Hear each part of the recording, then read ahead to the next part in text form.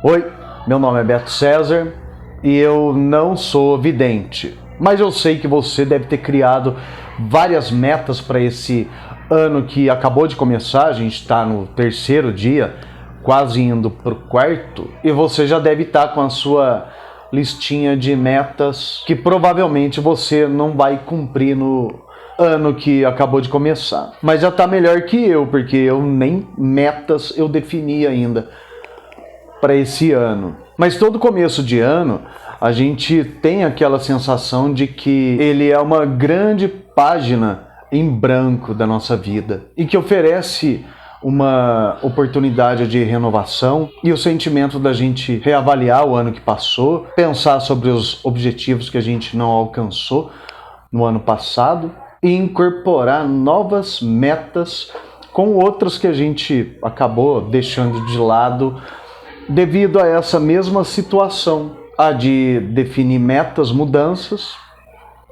e não cumprir. Isso geralmente acontece porque nesse processo, nesses dias iniciais, a gente está com aquele entusiasmo de um novo ciclo de vida, com novos planos.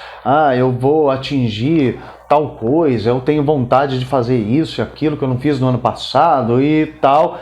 Mas muitas vezes a gente não tem um plano para seguir. E como diz o ditado, para quem não tem uma direção, qualquer vento é favorável. E eu pesquisando sobre isso para gravar o vídeo, para tentar aplicar na minha vida, e quem sabe você também aplicar na sua, eu percebi um método que parece ser simples.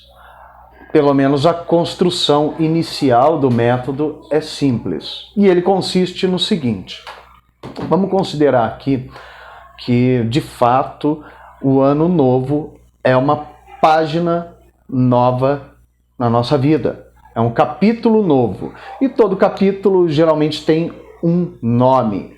Qual que é o nome desse capítulo da sua vida? O meu eu coloquei trabalhar pela internet, porque apesar de há muito tempo eu já tenho trabalhado pela internet, nunca foi de forma organizada e com um propósito bem definido, uma direção a seguir. E definido o nome desse capítulo, você vai esmiuçando os tópicos desse episódio da sua vida. Por exemplo, esse ano você quer ter a sua casa própria.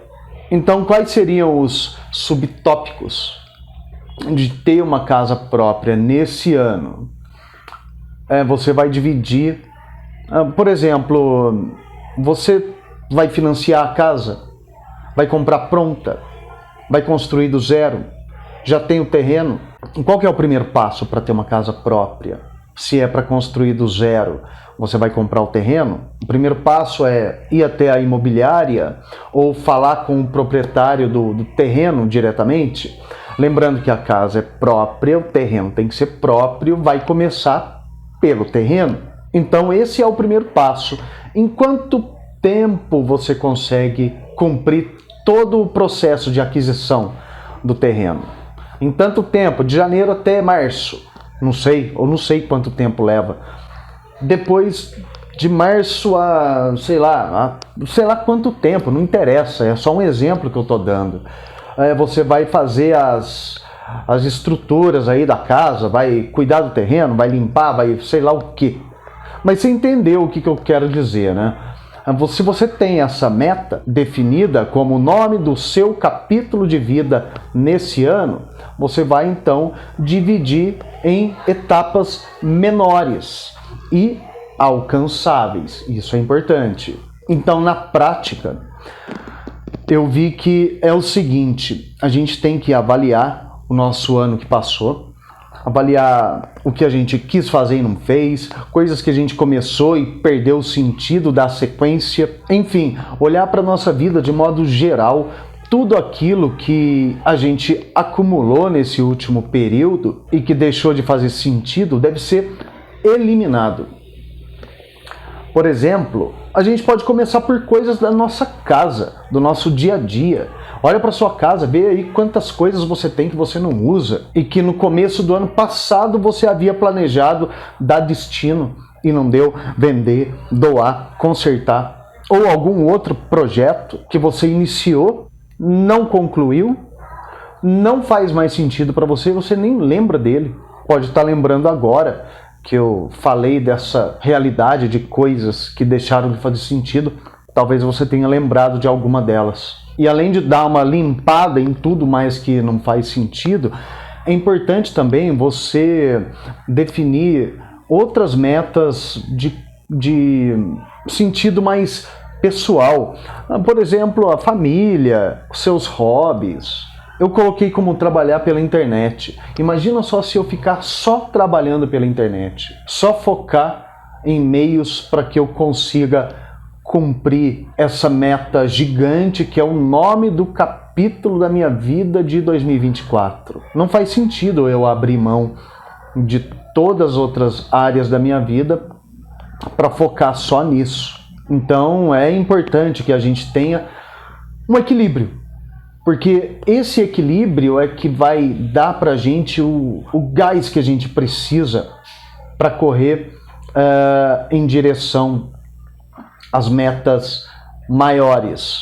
E uma outra coisa que eu também achei bem interessante e importante é a gente conseguir definir prazos para cada coisa que a gente quer fazer.